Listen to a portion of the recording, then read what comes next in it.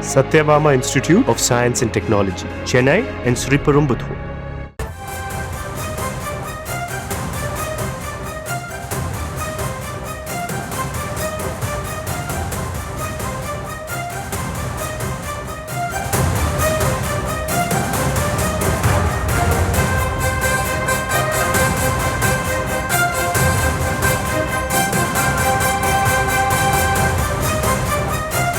அண்மை செய்திகளை பார்த்து வருகிறோம். சென்னையில் நடந்த ஐபிஎல் போட்டியின் போது 36 செல்போன்கள் திருட்டு போய் உள்ளதாக தகவல்கள் கிடைத்திருக்கிறது.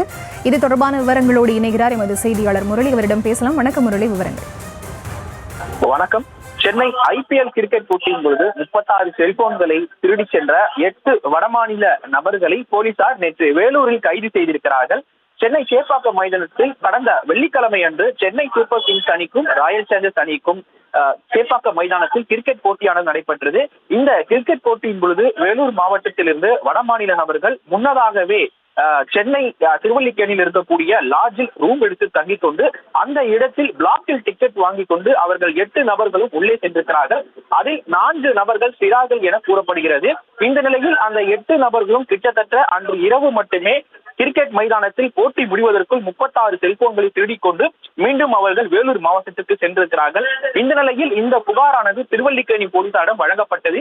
இந்த புகாரின் அடிப்படையில் அந்த செல்போன் டவர்களை வைத்து தொடர்ச்சியாக போலீசார் விசாரணை மேற்கொண்டார்கள். மேலும் திருவல்லிக்கேணி துணை ஆணையர் தலைமையில் தனிப்படை போலீசாரும் அமைக்கப்பட்டது.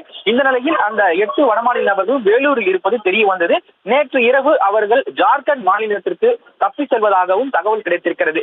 இதன் அடிப்படையில் தனிப்படை போலீசார் நேற்று வேலூர் விரைந்து அந்த 4 சிறார் உட்பட 8 ஜார்க்கண்ட் மாநிலத்தை சேர்ந்த நபர்களை கைது செய்து அவர்களிடம் இருந்த 36 செல்போன்களையும் பறிமுதல் செய்திருக்கிறார்கள்.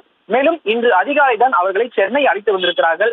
இந்த நிலையில் திருவல்லிக்கேணி போலீசார் தொடர்ச்சியாக அந்த ஜார்க்கண்ட் மாநில நபர்களிடம் விசாரணை மேற்கொண்டு வருகிறார்கள். குறிப்பாக இவர்களை செல்போன் மட்டும் திருடும் நோக்கத்தில் வந்தார்களா அல்லது வேறொரு நோக்கத்தில் வந்தார்களா என்ற பல்வேறு கோணங்களில் திருவல்லிக்கேணி போலீசார் விசாரணை மேற்கொண்டு வருகிறார்கள்.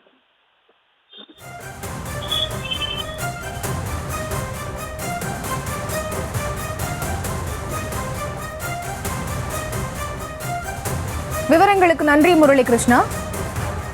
Satyabama Institute of Science and Technology, Chennai and Sriperumbudur.